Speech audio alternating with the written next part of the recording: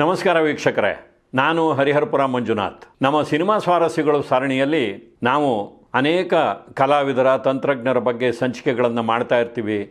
ನೀವು ವೀಕ್ಷಕರು ಸಹ ಇಂಥವರ ಬಗ್ಗೆ ಸಂಚಿಕೆ ಮಾಡಿ, ಅಂಥವರ ಬಗ್ಗೆ ಸಂಚಿಕೆ ಮಾಡಿ, ಅವರನ್ನು ಸಂದರ್ಶನ ಮಾಡಿ ಅಂತ ಕೇಳ್ತಾ ಇರ್ತೀರಿ. ನೋಡಿ, ಕಲಾವಿದರ ಪರಿಚಯ ಮಾಡಿಕೊಡೋದು ಎರಡು ರೀತಿ.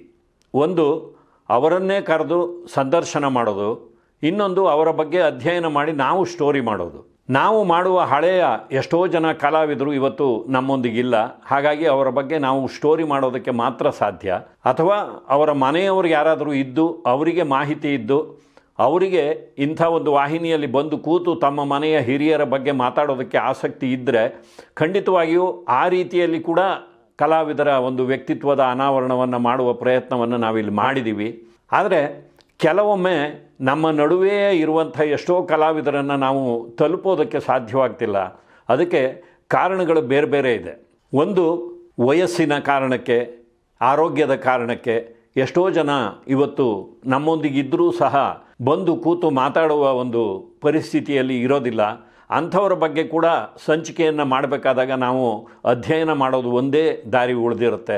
ಇನ್ನು ಕೆಲವರು ಯಾವುದೇ ತೊಂದರೆ ಇಲ್ಲದೆ ನಮ್ಮ ನಡುವೆಯೇ ಓಡಾಡ್ಕೊಂಡಿದ್ದಾರೆ. ಆದರೆ ಅವರನ್ನು ನಾವು ಸಂಪರ್ಕಿಸಲು ಪ್ರಯತ್ನ ಪಟ್ಟಾಗ ಬರ್ತೀವಿ ಅಂತ ಹೇಳ್ತಾರೆ, ಆದರೆ ನಿಖರವಾದ ಸಮಯವನ್ನು ಕೊಡೋದಿಲ್ಲ. ನಾವು ಸಹ ಸಮಯವನ್ನು ಹೊಂದಿಸ್ಕೊಂಡು ಮತ್ತೆ ಹೋಗಿ ಕೇಳೋದಕ್ಕೆ ಆಗಲ್ಲ.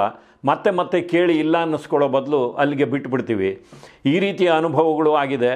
ಇನ್ನು ಕೆಲವರಂತೂ ಒಂದು ಶೋರೂಮ್ ಓಪನಿಗೆ ಹೋದರೆ ಲಕ್ಷ ಹಣ ತಗೊಳ್ಳುವಂಥ ಕಲಾವಿದರು ಇರುವಾಗ ನಾವು ಯಾಕೆ ಸುಮ್ಮನೆ ಕೂತು ವಾಹಿನಿಯಲ್ಲಿ ಮಾತಾಡಬೇಕು ಅಂತ ಹೇಳಿ ನಾವು ಭರಿಸಲಾಗದಂಥ ಒಂದು ಮೊತ್ತವನ್ನು ಕೇಳ್ತಾರೆ. ಆ ಮೊತ್ತವನ್ನು ಕೊಟ್ಟು ಅವರನ್ನು ಕರೆಸಿ ಮಾತಾಡಿ ಸಂಚಿಕೆಗಳನ್ನು ನಿಮ್ಮ ಮುಂದೆ ಇಡುವಷ್ಟು ಆರ್ಥಿಕ ಚೈತನ್ಯ ನಮಗೆ ಇಲ್ಲದೇ ಇರೋದರಿಂದ ನಾವು ನಮ್ಮ ಶ್ರಮವನ್ನು ಹಾಕಿ ಅಧ್ಯಯನವನ್ನು ಮಾಡಿ ಸಂಚಿಕೆಗಳನ್ನು ನಿಮ್ಮ ಮುಂದೆ ಇಡುವಂಥ ಪ್ರಯತ್ನವನ್ನು ಮಾಡ್ತಾಯಿದ್ದೀವಿ. ನಮ್ಮನ್ನು ಪ್ರೋತ್ಸಾಹಿಸಿ ಬೆಂಬಲಿಸಿ. ಇವತ್ತಿನ ಸಂಚಿಕೆಯಲ್ಲಿ ಶ್ರೀಲಲಿತಾ ಒಬ್ಬ ಹಿರಿಯ ಕಲಾವಿದೆ. ಕನ್ನಡ ಚಿತ್ರರಂಗದ ಕಪ್ಪು ಬಿಳುಪು ಯುಗದಿಂದ ಮುಂದೆ ಟಿ ವಿ ಯುಗದಲ್ಲಿ ಕೂಡ ಕಾಣಿಸಿಕೊಂಡಂಥವರು ಇವತ್ತು ಜೀವನದ ಸಂಧ್ಯಾಕಾಲದಲ್ಲಿದ್ದಾರೆ. ಅವರನ್ನು ನೇರವಾಗಿ ಸಂಪರ್ಕ ಮಾಡಿ ಸಂದರ್ಶನ ಮಾಡೋದಕ್ಕೆ ಅವರಿಗೆ ಆರೋಗ್ಯದ ತೊಂದರೆ ಇರೋದರಿಂದಾಗಿ ನಾವು ಅವರನ್ನು ಕುರಿತಂತೆ ಒಂದಿಷ್ಟು ಅಧ್ಯಯನವನ್ನು ಮಾಡಿ ಈ ಸಂಚಿಕೆಯನ್ನು ನಿಮ್ಮ ಮುಂದೆ ಇಡ್ತಾ ಇದ್ದೀವಿ. ನಮ್ಮ ಅನೇಕ ಸಂಚಿಕೆಗಳಲ್ಲಿ ಕಲಾವಿದೆ ಶ್ರೀಲಲಿತಾ ಅವರ ಬಗ್ಗೆ ಮಾಹಿತಿಯನ್ನು ಕೊಡಿ ಅಂತ ಎಷ್ಟೋ ಜನ ಕೇಳ್ತಾ ಇದ್ದೀರಿ. ಖಂಡಿತ ನಾವು ಅಧ್ಯಯನವನ್ನು ಮಾಡಿ ನಿಮಗೆ ಅವರ ಬಗ್ಗೆ ವಿವರವನ್ನು ಕೊಡುವ ಒಂದು ಕಾಲ ಇವತ್ತು ಬಂದಿದೆ, ಮಾಡ್ತಾ ಇದ್ದೀವಿ. ಆದರೆ ಇದನ್ನೆಲ್ಲ ಮಾಡೋದಕ್ಕೆ ನಮಗೂ ಸಹ ನಿಮ್ಮ ಸಹಾಯ ಹಸ್ತ ಬೇಕಾಗುತ್ತೆ. ಹಾಗಾಗಿ ಆರ್ಥಿಕವಾಗಿ ಕೂಡ ನಮ್ಮ ವಾಹಿನಿಗೆ ನೀವು ಸಹಾಯ ಹಸ್ತವನ್ನು ನೀಡಿ ಸಬ್ಸ್ಕ್ರೈಬ್ ಮಾಡ್ಕೊಳ್ಳಿ. ನಿಮ್ಮ ಇಷ್ಟ ಮಿತ್ರರ ಜೊತೆ ನಮ್ಮ ಒಂದು ಲಿಂಕನ್ನು ಹಂಚ್ಕೊಳ್ಳಿ. ಜೊತೆಗೆ ಲೈಕ್ ಬಟನನ್ನು ಒತ್ತೋದನ್ನು ಮರಿಬೇಡಿ. ಏಕೆಂದರೆ ನೀವು ಎಷ್ಟು ಲೈಕ್ ಬಟನನ್ನು ಒತ್ತುತ್ತೀರೋ ಅಷ್ಟು ಯೂಟ್ಯೂಬ್ ನಮ್ಮ ಒಂದು ಸಂಚಿಕೆಯನ್ನು ವೀಕ್ಷಕರಿಗೆ ತೋರಿಸುತ್ತೆ. ಹಾಗಾಗಿ ನಮ್ಮ ವೀಕ್ಷಣೆಗಳು ಹೆಚ್ಚಾಗುತ್ತೆ. ಅದರಿಂದಾಗಿ ಇಂಥ ಪ್ರಯತ್ನಗಳನ್ನು ನಾವು ಮುಂದುವರಿಸಬಹುದು. ನಮ್ಮ ಮಿತ್ರರಾದ ರಘುರಾಮ್ ಸ್ಟುಡಿಯೋನ ರಘುರಾಮ್ ಅವರು ಶ್ರೀಲಲಿತಾ ಅವರನ್ನು ಸಂಪರ್ಕ ಮಾಡಿ ಒಂದು ಸಂದರ್ಶನವನ್ನು ಮಾಡಬೇಕು ಅಂತ ಪ್ರಯತ್ನ ಪಟ್ಟಿದ್ದಾರೆ. ಆದರೆ ಅವರಿಂದ ನಮಗೆ ತಿಳಿದು ಬಂದಿರುವ ಮಾಹಿತಿಯ ಪ್ರಕಾರ ಶ್ರೀಲಲಿತಾ ಅವರು ಈಗ ಆರೋಗ್ಯದ ತೊಂದರೆಯಲ್ಲಿದ್ದಾರೆ. ಹಾಗಾಗಿ ಸದ್ಯಕ್ಕೆ ಸಂದರ್ಶನ ಪ್ರಸಾರ ಮಾಡೋದು ಸಾಧ್ಯವಾಗ್ತಾ ಇಲ್ಲ ಅಂತ ಹೇಳಿದ್ರು. ಶ್ರೀಲಲಿತಾ ಅವರ ನಿಖರವಾದ ವಯಸ್ಸು ತಿಳಿದಿಲ್ಲ. ಆದರೆ 1967ರಲ್ಲಿ ತೆರೆಗೆ ಬಂದ ಚಕ್ರತೀರ್ಥ ಅವರ ಮೊದಲ ಚಿತ್ರ. ಆ ಚಿತ್ರದಲ್ಲಿ ಅವರು ಬಾಲಕೃಷ್ಣ ಅವರ 3ನೇ ಹೆಂಡತಿಯಾಗಿ ಅಭಿನಯಿಸಿದ್ದಾರೆ. ಆ ಚಿತ್ರದ ತುಣುಕನ್ನು ನೀವು ನೋಡಿದ್ರೆ ಅಲ್ಲಿ ಅವರು ಸುಮಾರು 16-17 ವಯಸ್ಸಿನ ಯುವತಿ. ಆದ್ದರಿಂದ ಅವರ ಜನ್ಮ ದಿನಾಂಕವನ್ನು ಸರಿಸುಮಾರಾಗಿ 1950ರ ಆಸುಪಾಸು ಅಂತ ಹೇಳಬಹುದು. ನೋಡಿ, ಕಾಕತಾಳೀಯ ಅಂದರೆ ರಾಜಕುಮಾರ್ ಅವರು ನಾಯಕರಾಗಿ ಅಭಿನಯಿಸಿದ್ದ ಚಕ್ರತೀರ್ಥ ಚಿತ್ರದಲ್ಲಿ ಮೊದಲ ಬಾರಿ ಶ್ರೀಲಲಿತಾ ಅವರು ಬಣ್ಣ ಹಚ್ತಾರೆ. ಮುಂದೆ ಸಣ್ಣ ಪುಟ್ಟ ಪೋಷಕ ಪಾತ್ರಗಳಲ್ಲಿ ಅಭಿನಯಿಸ್ತಾ ಇರ್ತಾರೆ.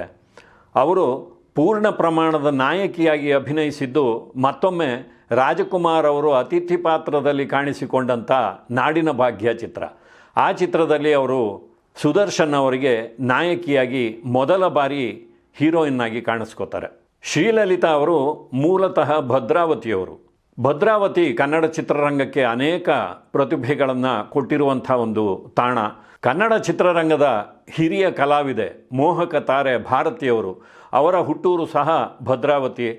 ಇನ್ನು ಮುಂದೆ ಕನ್ನಡ ಚಿತ್ರರಂಗದಲ್ಲಿ ಚರಿತ್ರ ನಟರಾಗಿ ಬೆಳೆದಂಥ ದೊಡ್ಡಣ್ಣನವರು ಕೂಡ ಮೂಲತಃ ಭದ್ರಾವತಿಯಿಂದ ಬಂದವರು. ಅಂಥ ನಾಡಿನಿಂದ ಬಂದವರು ಶ್ರೀಲಲಿತಾ ಅವರು. ಶ್ರೀಲಲಿತಾ ಅವರ ಚಿತ್ರಜೀವನದಲ್ಲಿ ಪೋಷಕ ಪಾತ್ರಗಳು, ನಾಯಕಿಯ ಪಾತ್ರಗಳು ಸಿಗ್ತಾ ಇತ್ತು.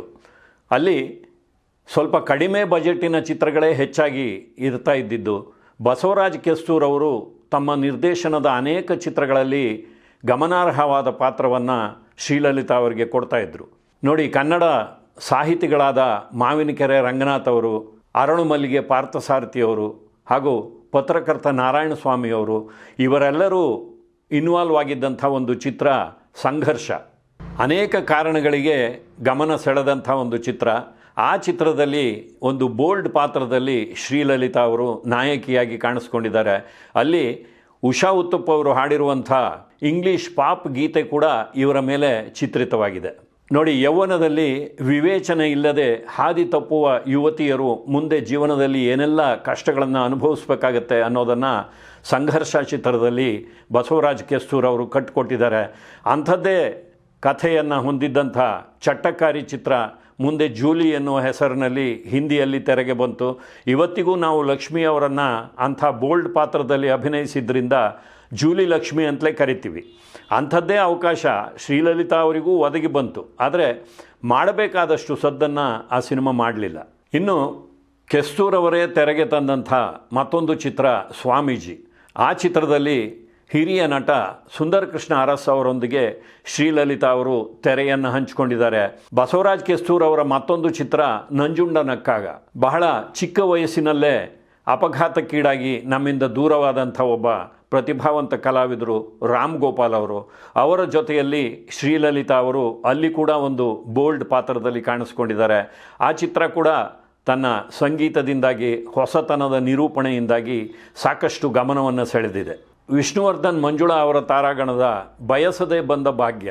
ಆ ಚಿತ್ರದಲ್ಲಿ ಎರಡನೇ ನಾಯಕಿಯರಾಗಿ ಮತ್ತೆ ರಾಮ್ ಗೋಪಾಲ್ ಹಾಗೂ ಶ್ರೀಲಲಿತಾ ಅವರು ಕಾಣಿಸ್ಕೊಂಡಿದ್ದಾರೆ.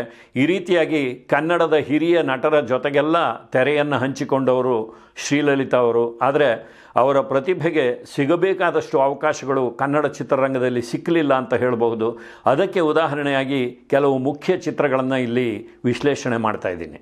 ನೋಡಿ, ಹಳ್ಳಿಯ ಒಂದು ವಿಶಿಷ್ಟ ಕಥೆಯನ್ನು ಹೊಂದಿದ್ದ ಪುಟ್ಟಣ್ಣ ಕಣಗಾಲ್ ಅವರ ನಿರ್ದೇಶನದ ಚಿತ್ರ ಪಡವಾರಳ್ಳಿ ಪಾಂಡವರು. ಆ ಚಿತ್ರದಲ್ಲಿ ಧೀರೇಂದ್ರ ಗೋಪಾಲ್ ಒಬ್ಬ ದುಷ್ಟ ಜಮೀನ್ದಾರನಿಂದ ಶೋಷಣೆಗೊಳಗಾಗುವ ಹೆಣ್ಣಾಗಿ ಶ್ರೀಲಲಿತಾ ಅವರು ಮನೋಜ್ಞವಾದ ಅಭಿನಯವನ್ನು ನೀಡಿದ್ದಾರೆ. ಮುಂದೆ ಇದೇ ಪುಟ್ಟಣ್ಣ ಕಣಗಾಲ್ ಅವರ ಗರಡಿಯಲ್ಲಿ ಪಳಗಿದಂಥ ಆರತಿಯವರ ಸೋದರ NS ಧನಂಜಯ ಅವರು, ದತ್ತು ಅವರು ಒಂದು ಚಿತ್ರವನ್ನು ನಿರ್ಮಾಣ ಮಾಡ್ತಾರೆ.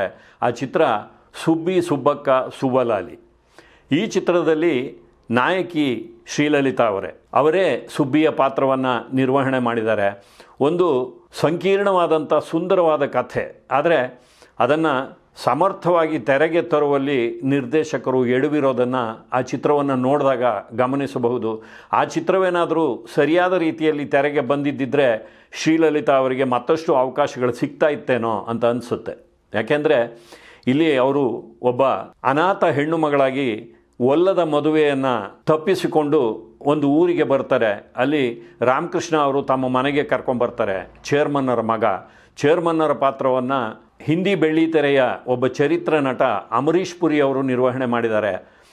ಅವರ ಪತ್ನಿಯ ಪಾತ್ರದಲ್ಲಿ ಲೀಲಾವತಿಯವರು ಕಾಣಿಸ್ಕೊಂಡಿದ್ದಾರೆ. ಚೇರ್ಮನ್ನರ ಮನೆಯಲ್ಲಿ ಚೇರ್ಮನ್ನರ ಹೆಂಡತಿಯ ಒಂದು ಮಮತೆಯಲ್ಲಿ ಅನಾಥ ಸುಬ್ಬಿ ಬೆಳೀತಾಳೆ. ಅವರಿಗೆ ಒಂದು ಮದುವೆಯನ್ನು ಕೂಡ ಆ ದಂಪತಿಗಳು ಮಾಡಿಸ್ತಾರೆ. ಆದರೆ ವಿಧಿ ಆಟದಿಂದ ಒಂದು ಅಪಘಾತದಲ್ಲಿ ಆಕೆಯ ಪತಿ ತೀರಿ ಹೋಗ್ತಾನೆ.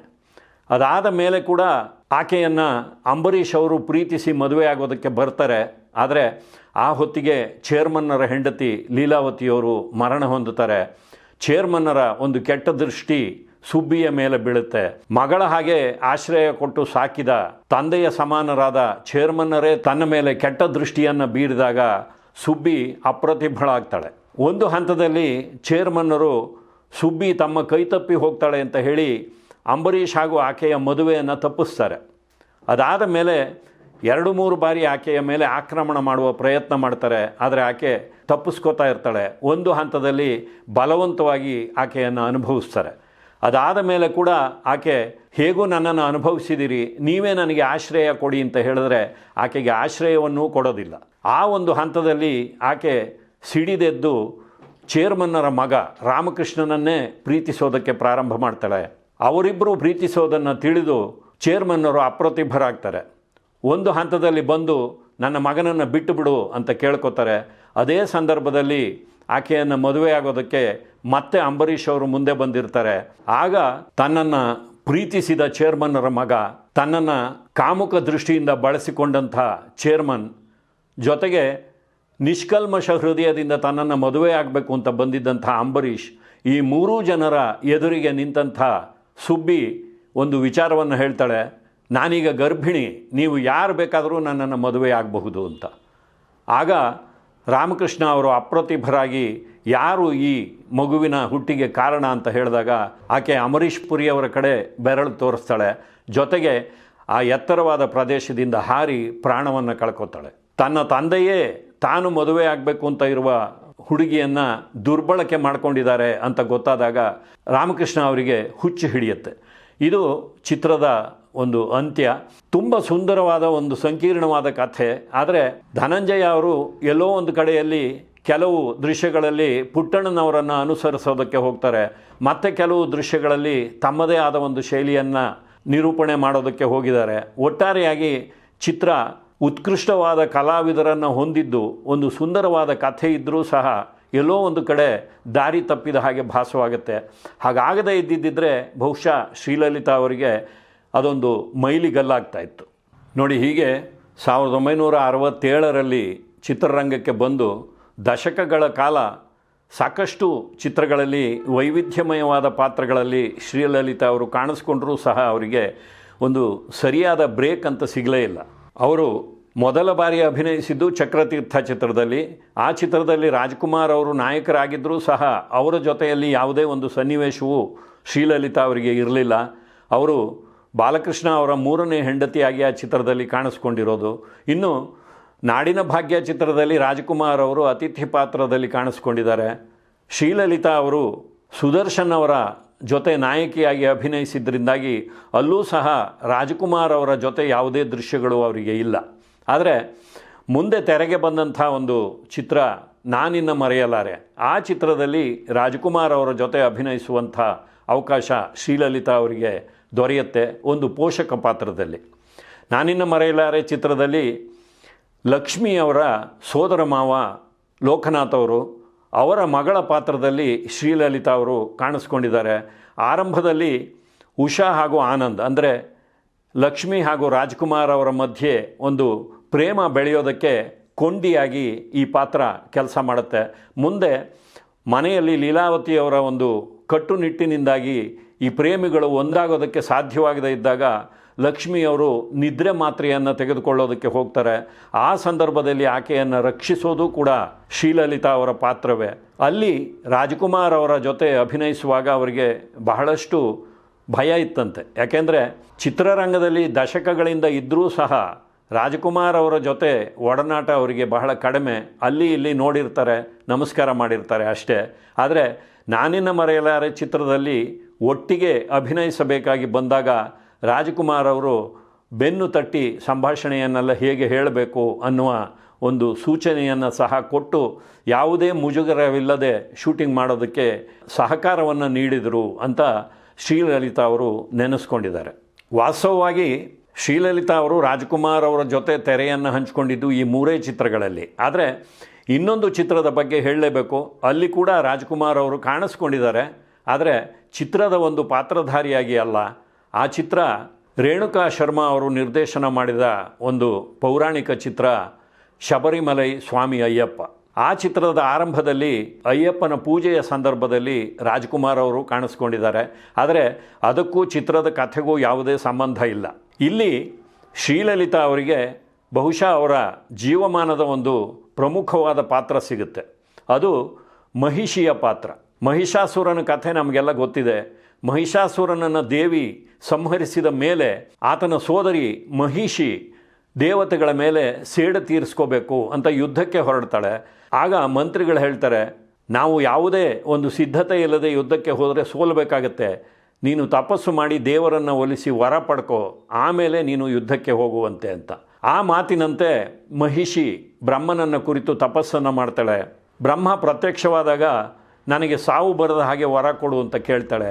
ಆ ರೀತಿಯ ವರವನ್ನು ಯಾರಿಗೂ ಕೊಡೋದಕ್ಕೆ ಸಾಧ್ಯವಿಲ್ಲ, ಬೇರೆ ಏನಾದರೂ ಕೇಳು ಅಂದಾಗ ಇಂಥವರಿಂದಲೇ ಸಾವು ಬರಬೇಕು ಅಂತ ಕೇಳಬಹುದಲ್ವಾ ಅಂತ ಹೇಳಿ ಹರಿಹರರ ಸಮಾಗಮದಿಂದ ಜನಿಸಿದಂಥ ಪುತ್ರನಿಂದ ನನಗೆ ಸಾವು ಬರಲಿ ಅಂತ ಕೇಳ್ಕೊತಾಳೆ. ಯಾಕೆಂದರೆ ಹರಿಹರ ಇಬ್ಬರು ಪುರುಷರಾದ್ರಿಂದ ಅವರ ಸಮಾಗಮದಿಂದ ಮಗ ಹುಟ್ಟೋದು ಸಾಧ್ಯವೇ ಇಲ್ಲ, ಅಲ್ಲಿಗೆ ನನ್ನ ಸಾವು ಸಾಧ್ಯ ಇಲ್ಲ ಅನ್ನೋದು ಆಕೆಯ ಒಂದು ಕಲ್ಪನೆ ಆಗಿರುತ್ತೆ.